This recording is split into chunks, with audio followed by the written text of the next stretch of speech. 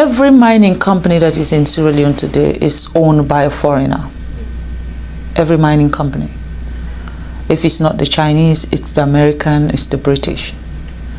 Our electricity, Bumuna, is run by the British, and we still don't have light. The kind of mineral resources we have in our country is enough to take care of everybody in that country. We should not have a single poor person in Sierra Leone. But unfortunately, we are not given the free will to make decisions on our own mineral resources. There's always Big Brother who decides. And when you fight and say, no, we are not going to do this, they use the system to stop you. It's either they set you up with the opposition and they'll be supporting the opposition against you from the back, or they cause unnecessary chaos in your country so that you are not able to even govern your own people. They will do things to make you not to be functionable. And of course, any country that don't have peace cannot develop. You have to have peace before you talk about development. I'll give you a simple example about Sierra Leone. Every mining company that is in Sierra Leone today is owned by a foreigner. Every mining company.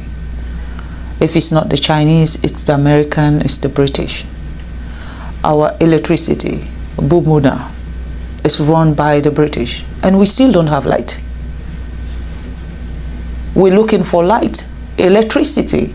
If you don't have electricity, how can you talk about education? How can you talk about health facility? How can you talk about improving the infrastructure of your country? We don't have electricity. Now, do we actually even have proper water, pipe-borne water, so that our kids will not be sick? We don't have those facilities. Why? With all the minerals we have, there is a cap you put. Before my husband became the president of Sierra Leone was benefiting, they said, what's the word? 0.000.1%. What is that? Basically, a company can take as much as $100 million out of the country in terms of minerals, and then they can just give the country $10,000. Now, what will $10,000 do for our health system? What is $10,000 do for our educational system?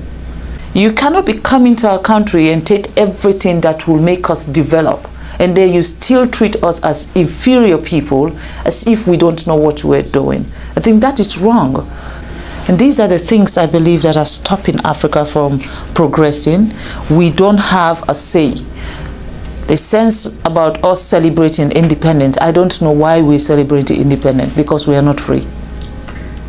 That is my own take. I'm not speaking also on behalf of the government of Sierra Leone, nor am I speaking on behalf of His Excellency the President.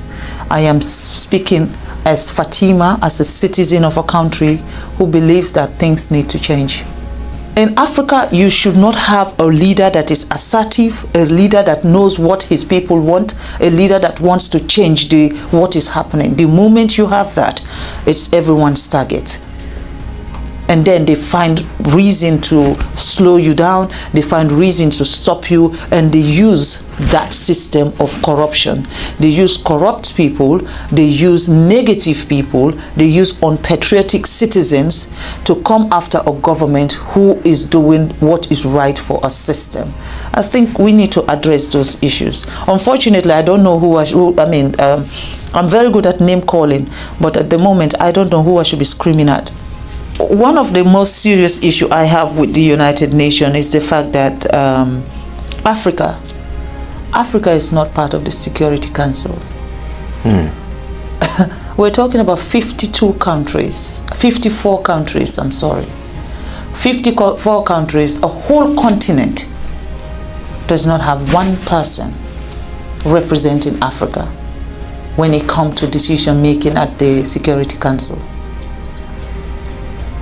And I'd observe also that no African country has its own executive director at the World Bank either. No, unfortunately, yes. We don't know how to manage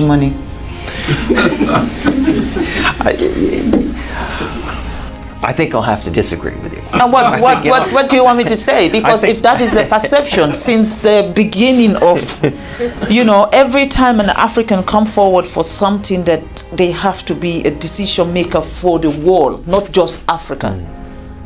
It's just not possible. I understand. So what can I say? There must be a prescription somewhere that says, Africa, you are not good enough.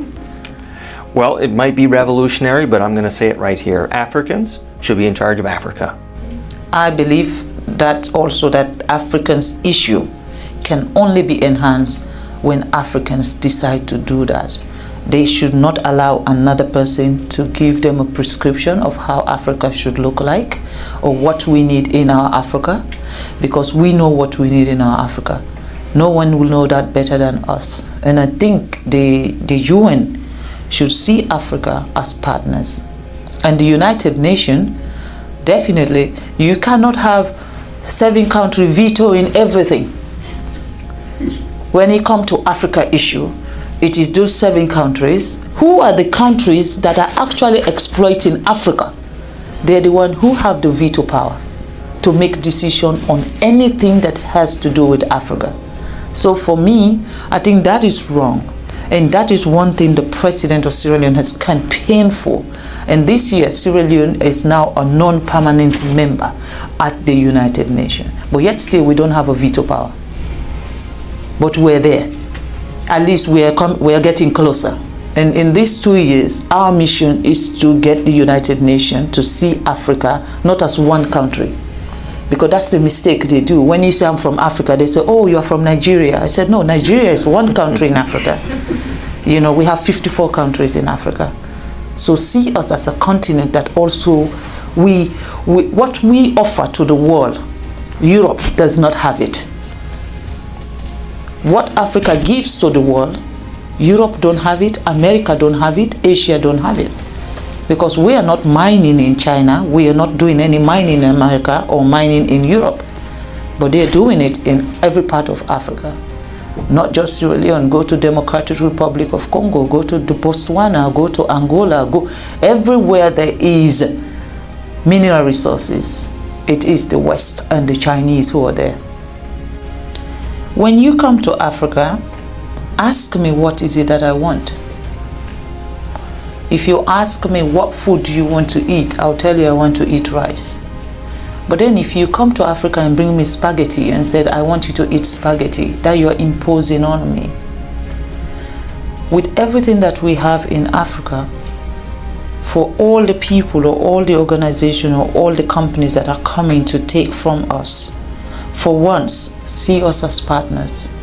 For once, treat us with respect. And then help us develop. Because when we're developed, doesn't mean you will not do your mining. It just means you'll be changing lives and changing lives in a positive way. So by depriving us that development, by depriving us that opportunity for us to be able to be self-sufficient, for me, that is what is wrong. And that is why I am not able to stay silent.